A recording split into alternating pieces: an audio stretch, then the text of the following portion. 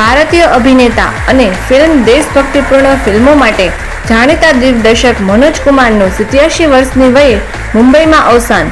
મનોજ કુમારના જીવનની ઝલક, જેમાં 63માં રાષ્ટ્રીય ફિલ્મ પુરસ્કારનો સમાવેશ થાય છે,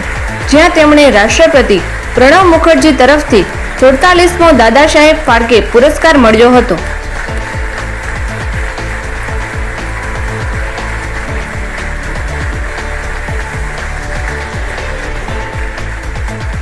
एक सदी में एक मधुबाला होती है और हम खुशकिस्मत हैं कि हमने मधुबाला जी को देखा, उनसे बात की और आज जब उनका सम्मान में पोस्ट वालों ने डाक टिकट छाया किया है, हम खुश भी हैं और हम पोस्ट डिपार्टमेंट वालों का आभार